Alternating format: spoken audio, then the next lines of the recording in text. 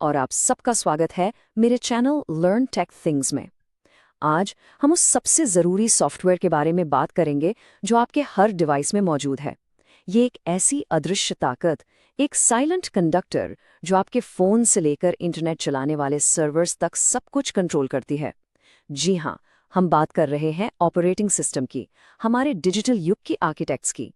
तो चलिए शुरू करते हैं और जानते हैं कि ये सब कैसे शुरू हुआ। शुरू करने से पहले मैं चाहता हूं कि आप इस सवाल के बारे में सोचें। जब आप किसी आइकन पे टैप करते हैं, कोई मैसेज टाइप करते हैं या कोई गेम खेलते हैं, तो आखिर वो क्या चीज़ है जो ये सब करवा रही है? उस बेजान मशीन के अंदर ऐसी कौन सी आत्मा है जो उसे जिंदा करती है? जवाब है उसकी आत्मा, यानी उसका ऑपरेटिंग सिस्टम। तो ये ऑपरेटिंग सिस्टम या ओएस आखिर है क्या? आसान शब्दों में ये एक मास्टर प्रोग्राम है, पूरे कंप्यूटर का जनरल मैनेजर। इसे एक रेस्टोरेंट मैनेजर की तरह समझिए।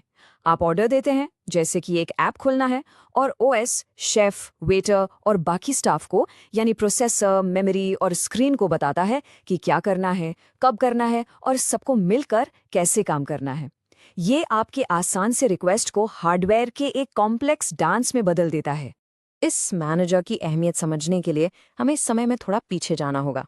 एक ऐसे दौर में जब कंप्यूटर कमरे जितने बड़े होते थे और उनमें कोई ओएस नहीं होता था। ये था विशालकाय कंप्यूटर्स का युग, एक ऐसी दुनिया जहां ऑपरेटिंग सिस्टम का कोई वजूद नहीं था।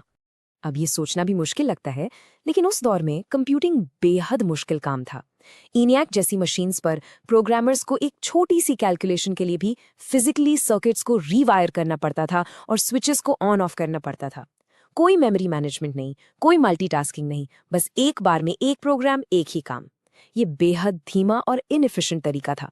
तो सबसे ज़रूरी बात ये थी कि उस वक्त कंप्यूटिंग हार्डवेयर की पावर से नहीं, बल्कि इंसानी इनएफिशिएंसी की वजह से लिमिटेड थी। हर जॉब को मैन्युअली सेटअप करने में बहुत ज़्यादा समय लगता था। इस वजह से एक ऐसे सिस्टम की ज़रूरत महसूस हुई जो इन कामों को ऑटोमेट कर सके, एक ऐसा प्रोग्राम जो दूसरे प्रोग्राम्स को मैनेज करे। ऑटोमेशन की इसी ज़रूरत ने ऑपरेटिंग सिस्टम की क्रांति को जन्म दिया। उस पहली चिंगारी से ऐसे सिस्टम्स बने जो जॉब्स को एक के बाद एक ऑटोमेट कर सकते थे। लेकिन अगला बड़ा कदम था शेयरिंग का। सवाल ये था कि आप कैसे दर्जनों लोगों को एक ही पावरफुल और बहुत महंगे कंप्यूटर को एक साथ इस्तेमाल करने दे सकते हैं। यहां से इंटरैक्टिव रेवोल्यूशन की शुरुआत हुई। ये बदलाव रातों रात नहीं हुआ। पहले आए बैच सिस्टम्स, जो एक बेहतर कदम थे। ये एक जैसे जॉब्स का एक बैच बनाकर उन्हें ऑटोमेटिकली चला देते थे, लेकिन यूजर्स को अपने रिजल्ट्स के लिए घंटों इंतजार करना पड़ता था। असली ब्रेक थ्रू तब हुआ जब टाइम शेयरिंग सिस्टम्स आए। ये सिस्टम कंप्यूटर के टाइम को छोटे छोटे हिस्सों में बांट देते थे और हर यूजर को सेकंड का एक छोटा सा हिस्सा मिलता था। ये इतना तेज था कि यूजर को लगता था जैसे पूरा कंप्यूटर सिर्फ उसी का है। लेकिन ये सिस्टम्स काफी कॉम्प्लेक्स होते थे, जिसकी वजह से बेल लैब्स के कुछ ब्रिलियंट इंजीनियर्स ने एक नई चीज बनाई, यूनिक्स। यूनिक्स की असलियत उसकी कम्प्लेक्सिटी में नहीं, बल्कि उसकी सिंपल फिलॉसफी में थी। उसका पहला उसूल था, हर चीज को एक फाइल की तरह ट्रीट करो, चाहे वो कीबोर्ड हो या प्रिंटर।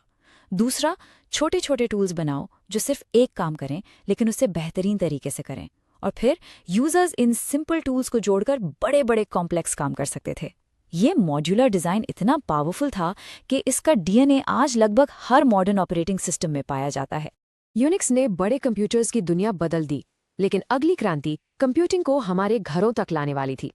इसके लिए मशीन के साथ इंटरैक्ट करने का एक नया तरीका चाहिए था, जिसे सिर्फ इंजीनियर्स ही नहीं बल्कि कोई भी आम इंसान समझ सके। अब वक्त था पर्सनल कंप्यूटर और ग्राफिकल यूजर इंटरफेस यानी GUI का। इससे कंप्यूटिंग की दो अलग अलग दुनिया बन गई। पहले था कमांड लाइन इंटरफेस, जहां फाइल डिलीट करने के लिए डिलीट report.txt जैसे अजीब कमांड्स टाइप करने पड़ते थे। ये पावरफुल तो था, पर बिगिनर्स के लिए काफ़ी डरावना था। फिर आया GUI, जिसमें आइकन्स और माउस के साथ एक विजुअल डेस्कटॉप था। अब फाइल डिलीट करने के लिए आप उसे बस खींचकर एक ट्रैश कैन के आइकॉन पर ले जाते थे। ये आसान था, विजुअल था और इसने सब कुछ बदल दिया। अब डेस्कटॉप पर कब्जा करने की दौड़ शुरू हो गई।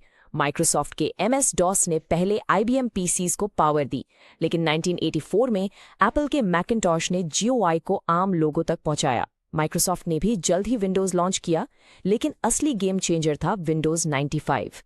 उसके यूजर फ्रेंडली इंटरफेस और हार्डवेयर कंपैटिबिलिटी ने GUI को पर्सनल कंप्यूटर्स का अनडिस्प्यूटेड किंग बना दिया। डेस्कटॉप की लड़ाई ने एक पूरे दौर को डिफाइन किया, लेकिन टेक्नोलॉजी कभी रुकती नहीं है। हमारी कहानी का अगला चैप्टर ऑपरेटिंग सिस्टम की पावर को ओपन बनाने, उसे हमारी जेबों में डालने और उसे क्लाउड से जोड़ने के बारे में है। स्वागत है मॉडर्न युग में।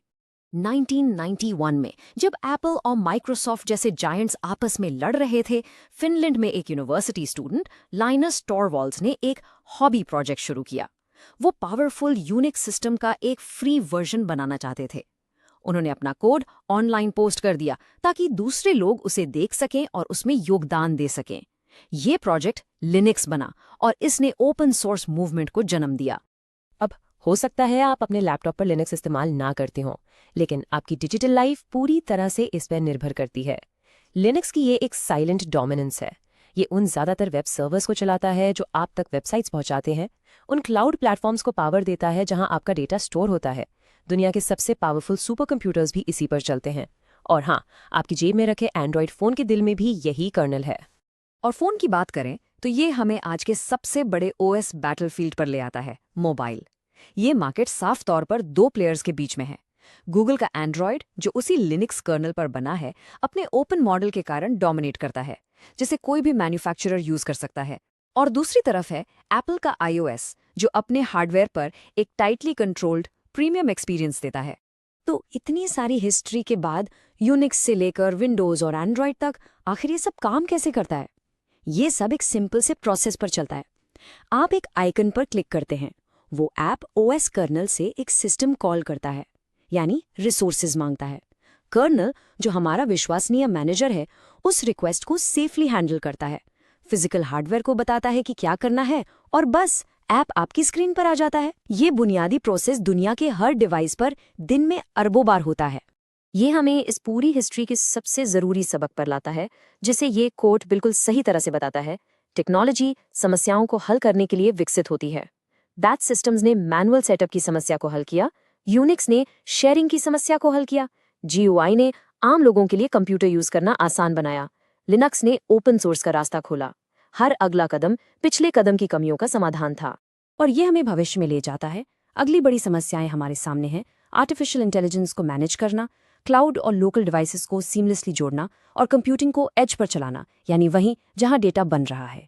ये हमारा आखिरी सवाल उठाता है, अगली जनरेशन के ऑपरेटिंग सिस्टम्स कैसे दिखेंगे और वो किन नई समस्याओं को हल करने के लिए विकसित होंगे।